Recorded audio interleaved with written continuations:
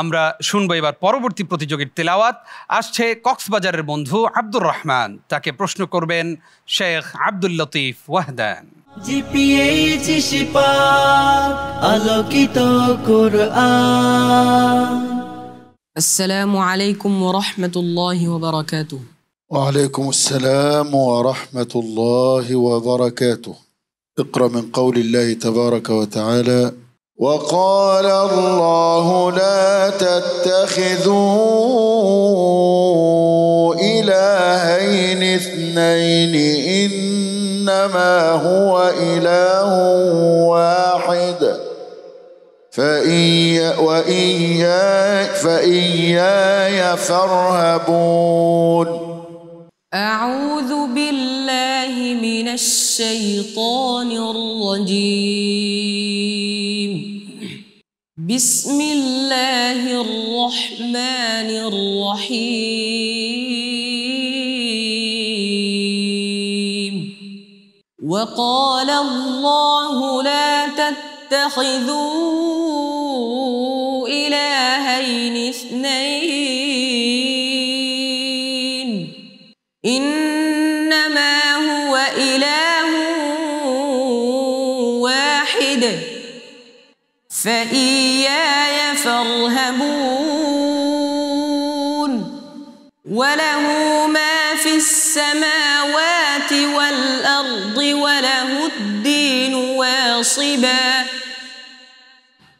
أفغير الله تتقون.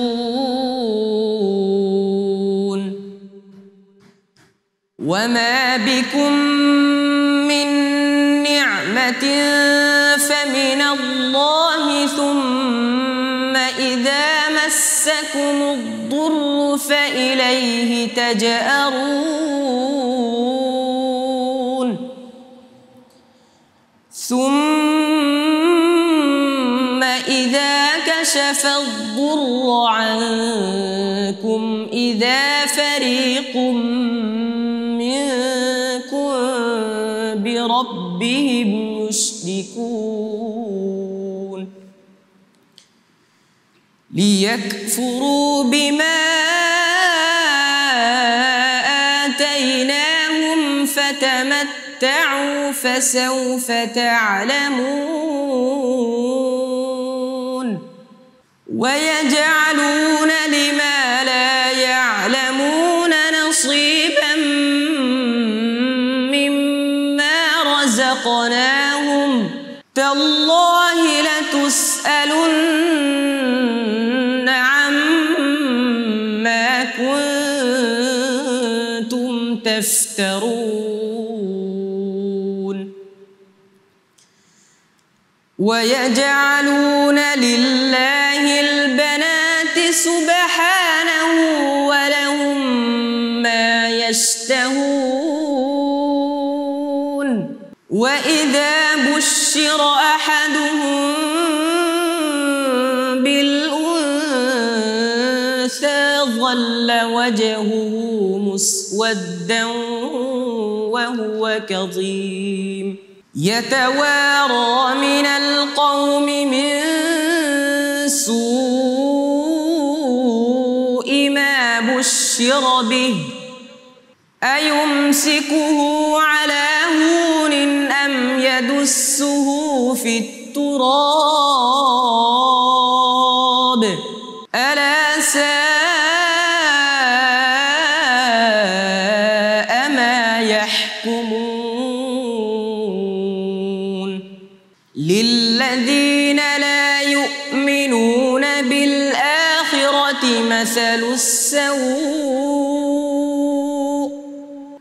ولله المثل الأعلى وهو العزيز الحكيم.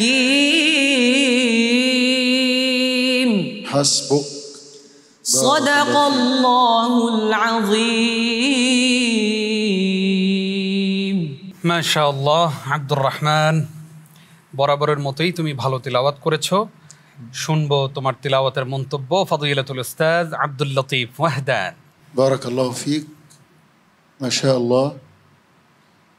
تلاوة من سورة النحل وكان يتقاطر منها العسل المصفى. ما شاء الله.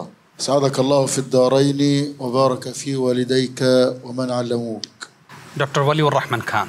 আলহামদুলিল্লাহ, উস্তাদ খুব সংক্ষেপে দোয়া করেছেন যে আল্লাহ তাআলা তোমাকে, তোমার পরিবারবর্গ এবং তোমাকে যারা কোরআন শিখিয়েছেন সকলকে সৌভাগ্যবান করুন, বরকত দান করুন। আর বলছেন যে তেলাওয়াত যে শুনছিলাম মনে হচ্ছিল যেন একটি বিশুদ্ধ মধুর ফোঁটা ফোঁটা ঝরে পড়ছে। আল্লাহ আল্লাহ তাআলা এই আসরকে, কোরআনের এই আয়োজনকে আমাদের সকলের হেদায়াতের জন্য, নাজাতের জন্য ওসিলা করুন, আমিন। আপনাকে অসংখ্য ধন্যবাদ। মন্তব্য জানতে চাইবো আমাদের আজকের সম্মানিত অতিথি, কোরআন সুন্নাহ মাল্টিমিডিয়ার স্বনামধন্য সত্ত্বাধিকারী হাফেজ মাওলানা লুৎফর রহমান, আপনার কাছ থেকে। আলহামদুলিল্লাহ, আব্দুর রহমান নাম সুন্দর, তেলাওয়াত করেছ রহমানের বাণী। আমরা আশা করব, আল্লাহর কাছে দোয়া করি তুমি যেভাবে কোরআনুল কারীম পড়েছ আল্লাহ তোমার এই কোরআনুল কারীম তেলাওয়াত মঞ্জুর করুন এবং তোমার মনের আশা আকাঙ্ক্ষা আল্লাহ মঞ্জুর করে নিন, আমিন। আপনাকে অসংখ্য ধন্যবাদ। আব্দুর রহমান, টপ 8-এ এসে যেইভাবে তেলাওয়াত করা দরকার তুমি ঠিক সেইভাবেই তেলাওয়াত করেছো, আলহামদুলিল্লাহ। আমরা আরো ভালো তেলাওয়াত, আরো সুন্দর কণ্ঠে আমাদেরকে দীর্ঘ সময় ধরে তেলাওয়াত শোনাবে, আমরা সেই প্রত্যাশা করি। আসসালামু আলাইকুম ওয়া রাহমাতুল্লাহি ওয়া বারাকাতুহু। ওয়ালাইকুম আসসালাম ওয়া রাহমাতুল্লাহি ওয়া বারাকাতুহু। প্রিয় দর্শক, আমরা আছি টপ 8-এ। টপ 8-এ তেলাওয়াত করবে দুটি গ্রুপ। প্রথম গ্রুপ হযরত হাসান রাদিয়াল্লাহু তাআলা আনহু গ্রুপের প্রতিযোগীদের তেলাওয়াত আমরা শুনলাম। আগামীকালকে আমরা শুনবো হযরত হুসাইন রাদিয়াল্লাহু তাআলা আনহু গ্রুপের তেলাওয়াত। দুটি গ্রুপ থেকেই একজন একজন করে প্রতিযোগী বিদায় নেবে আমাদের কাছ থেকে, আর আমরা পেয়ে যাব টপ 6 যারা তেলাওয়াত করবে ফাইনালে। প্রিয় দর্শক, সময় হলো ছোট্ট একটি বিরতির।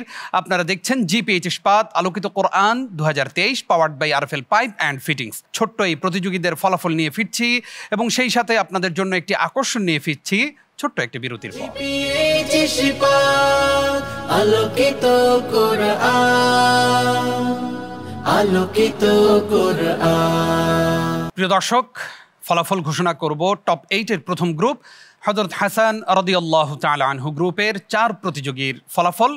আমি ফলাফল ঘোষণা করার পূর্বেই আজকের সকল প্রতিযোগীকে স্টেজে রেখে নিচ্ছি। জিপিএইচ ইস্পাত আলোকিত কোরআন, আলোকিত কোরআন। প্রিয় দর্শক, টপ 8-এর প্রথম গ্রুপ হযরত হাসান রাদিয়াল্লাহু তাআলা আনহু গ্রুপ চ্যাম্পিয়ন হয়েছে যে বন্ধু, আমি ঘোষণা করছি সেই বন্ধুর নাম। টানা 7মবারের মতো গ্রুপ চ্যাম্পিয়ন হয়েছে কক্সবাজারের বন্ধু আব্দুর রহমান। মাশাআল্লাহ, আব্দুর রহমান তুমি বরাবরই ভালো করছো। আমরাও তোমার থেকে যেই রকম প্রত্যাশা করি তুমি ঠিক সেই রকমই তেলাওয়াত আমাদের সামনে উপস্থাপন করছো। দোয়া করি তুমি একদম তোমার যে স্বপ্ন রয়েছে সেই স্বপ্ন পূরণ করো, আল্লাহ তোমাকে সেই তৌফিক দান করুক। আলোকিত কোরআন, জিপিএইচ ইস্পাত আলোকিত কোরআন,